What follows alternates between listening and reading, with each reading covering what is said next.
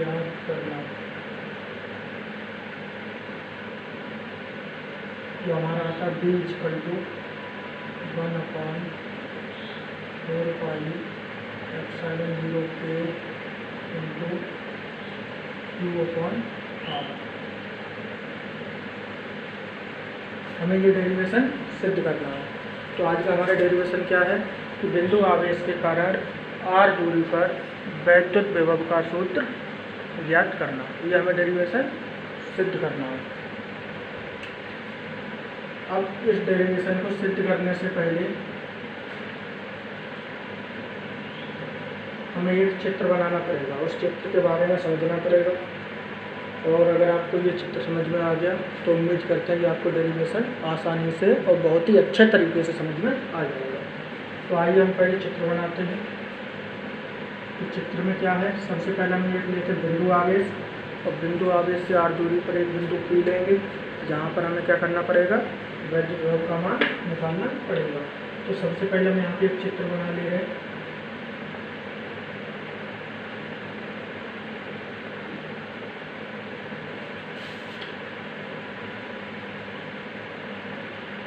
चित्र में दिखाई दे रहा होगा, ये क्या है, एक बिंदु आवेश +q है, जो प्रारंभ में कहाँ पर स्थित है, बिंदु O पर स्थित है। तो इससे r दूरी पर, ये मान हमने दूरी क्या मान ली, r, बिंदु आवेश O से r दूरी पर एक बिंदु P मान लिया, जहाँ पर हमें वैद्युत विभव का सूत्र ज्ञात करना है। तो हम जानते हैं कि कोई भी आवेश होता है तो उसका स्वयं का एक वैद्युत क्षेत्र होता है।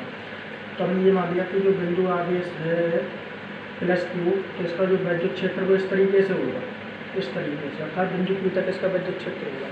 अब हम एक परीक्षण आवेश को क्या करेंगे, अनंत पर रखेंगे।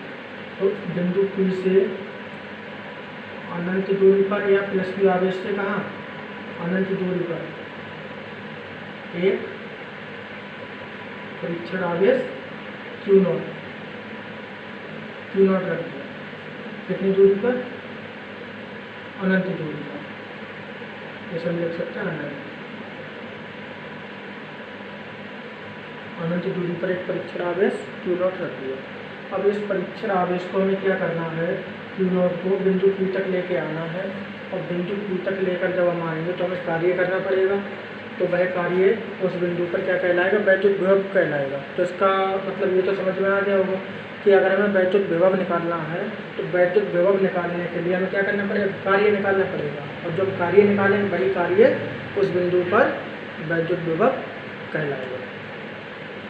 तो हमें क्या करना है यहाँ पर, अब ये देखिए कि जब हम परीक्षण आवेश Q0 को बिंदु P तक लेके आएंगे, तो परीक्षण आवेश Q0 को जब बिंदु P तक लेके आएंगे तो ये दूरी बहुत ज़्यादा है। तो यहाँ पर जो हमारा वो फोर्स है वो हमारा कांस्टेंट नहीं रहेगा, फोर्स हमारा कम ज़्यादा होता रहेगा। तो हम क्या करेंगे, इसके लिए जो परीक्षण आवेश Q0 है और जो +q आवेश है, ठीक है, तो +q आवेश से, या ऐसे समझ लो यहाँ पर कि इस आवेश को लाने से पहले हम क्या करेंगे, पर एक तरीका ये है कि हम डायरेक्ट Q0 को P तक ले आएँ और हम टोटल कार्य निकाल लें, एक ही बार में आ जाएगा। लेकिन हम इस तरीके से ना करके हम क्या करेंगे कि इस Q0 को जब हम लेके आएंगे तो हम ये मानेंगे कि बहुत कम दूरी तक इसे हमने विस्थापित किया, इस परीक्षण आवेश को इतनी दूरी तक। जैसे मान लो यहाँ पर हमने कोई एक पॉइंट ले लिया, ये और ये, तो यहाँ पर हमने पॉइंट A मान लिया और B। हमने ये मान लिया कि परीक्षण आवेश है वो प्रारंभ में कहाँ पर स्थित है, बिंदु A पर स्थित है, और इनके बीच की जो दूरी है वो कितनी है, dx।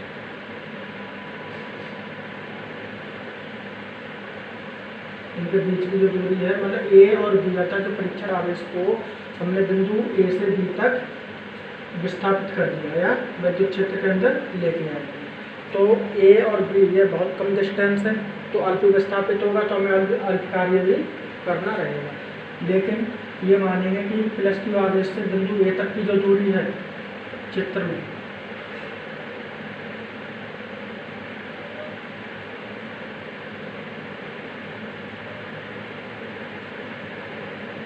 कितनी है x, जो बिंदु ए स्थित है वो प्लस क्यू आवेश से x दूरी पर स्थित है, और a और b के बीच की दूरी कितनी है dx। इतना ही आपको समझ में आ गया होगा। अब हम क्या करेंगे इसमें, अगर इसकी थ्योरी लिखेंगे कि माना बिंदु आवेश प्रारंभ में बिंदु O पर स्थित है, बिंदु O से r दूरी पर एक बिंदु P है जहाँ हमें वैद्युत ज्ञात करना है। अब परीक्षण आवेश को प्रारंभ में हम ये मानते हैं कि ये बिंदु A पर स्थित है, तो परीक्षण आवेश Q0 और बिंदु आवेश Q के बीच लगने वाला वैद्युत बल, तो इसमें जो वैद्युत बल लगेगा वो किधर की ओर लगेगा, वैद्युत क्षेत्र की दिशा में। तो इस पर जो वैद्युत बल लगेगा वो गति के विपरीत दिशा में लगता है। आवेश को हम गति इधर कराएंगे तो वैद्युत बल इसके विपरीत दिशा में लगेगा, वैद्युत बल इधर, और जो हमारा आवेश है वो हमारा इधर की ओर गति कर रहा है, आवेश हमारा इधर की ओर गति कर रहा है, तो वैद्युत बल इधर की ओर लगेगा। अब हमें क्या करना है, चित्र में अगर हम ध्यान से देखें तो प्लस क्यू और Q0 इन दोनों आवेशों के बीच लगने वाला बल किसके नियम से दिया जाता है, कूलम के नियम से दिया जाता है।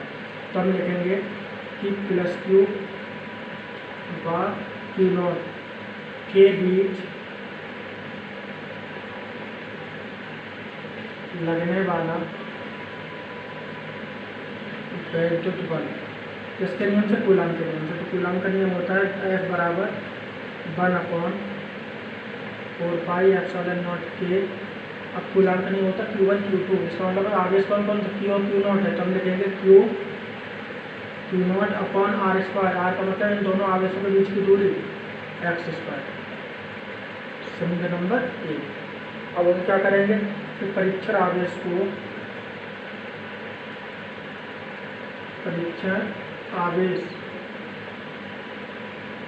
Q0 को वैद्युत बल के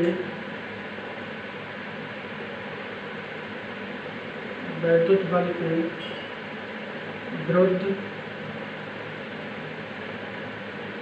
बिंदु A से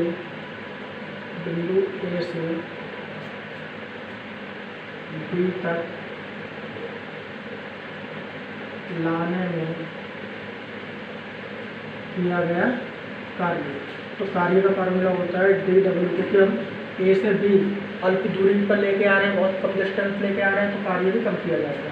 तो dW बराबर इसका फार्मूला होता है बल होगा विस्थापन कितना है dx। तो इसको हम माइनस में यूज कर रहे हैं क्योंकि हम आवेश को वैद्युत बल के विपरीत दिशा में लेके आ रहे हैं, तो जो हमारी दूरी हो जाएगी वो हमारी माइनस में हो जाएगी। तो dW बराबर F इंटू माइनस dx। अब यहाँ पे F का मान रखेंगे तो कितना आ जाएगा, dW बराबर इस बराबर माइनस को बाहर निकाल लो, F का मान रखेंगे 1/4πε0 के इंटू Q0 अपॉन x² और dx। समीकरण नंबर 2। अतः अब हम क्या करेंगे कि इस परीक्षण आवेश Q0 को अनंत से बिंदु P तक लेके आएंगे, मतलब अनंत से कितनी दूरी पर, r दूरी पर लेके आएंगे। तो अतः परीक्षण आवेश को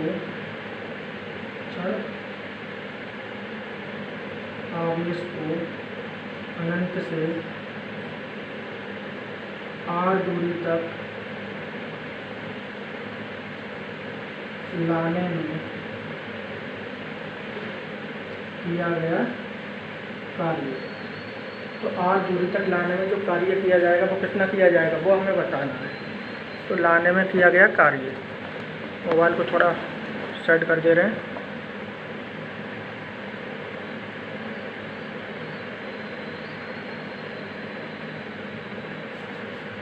ठीक है, हमें क्या करना है, r दूरी तक लाने में किया गया कार्य। तो जो कार्य का जो कार्य होगा वो कितना, इंटीग्रेशन से निकालते हैं। तो W बराबर इंटीग्रेशन कितने दूरी, अनंत से r दूरी तक लेके आ रहे हैं, तो लिमिट हमारी हो जाएगी इन्फिनिटी टू r और dW, मतलब इसका हम समाकलन कर देंगे, समीकरण 2 का इंटीग्रेशन कर देंगे, dW का मान रखेंगे। तो W बराबर समाकलन इन्फिनिटी टू r, इसका मान रखो -1/4πε0 के Q0 upon x square D x. अब इसमें एक्स वाले स्टेप को अंदर रोक लेना, बाकी को समाकलन से बाहर निकाल लेना। तो डब्ल्यू बराबर माइनस हमने बाहर निकाल लिया 1 अपॉन 4 पाई एप्सिलॉन नॉट के और क्यू नॉट। इंटीग्रेशन में क्या बचेगा, इन्फिनिटी टू आर, और इसको हमने एक्स की पावर -2 लिख लिया और डी एक्स लिख लिया अपॉन में एक्स स्क्वायर, तो इसे एक्स की पावर -2 इंटू डी एक्स लिख सकते हैं। अब क्या करना है, इसका हमें इंटीग्रेशन करना है।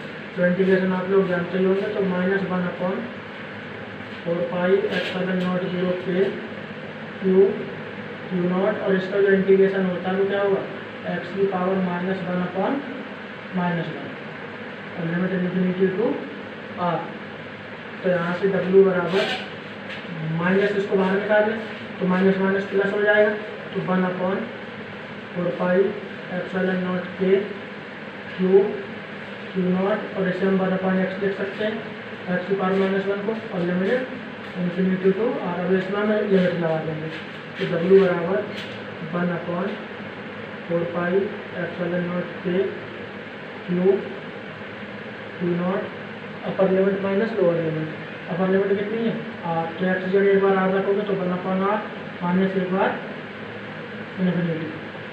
1 अपॉन इन्फिनिटी का मान होता है 0, तो डब्ल्यू बराबर 1 upon 4 pi epsilon not K into Q not upon are.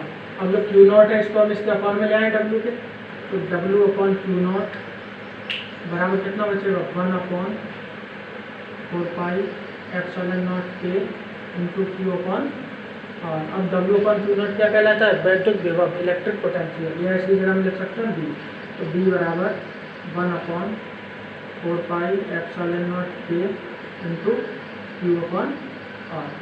तो ये जो हमारा सूत्र होता है वो बिंदु आवेश के कारण वैद्युत विभव का सूत्र हो जाता है।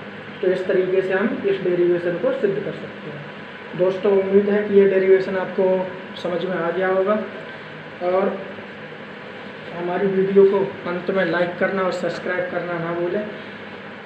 अगर आप हमारी वीडियो को सब्सक्राइब करेंगे तो हमारी और वीडियोज़ आपको प्राप्त हो सकती हैं, और जिससे आपको और अच्छी से अच्छी वीडियो हम आपको दे सकते हैं। Thank you, best of luck.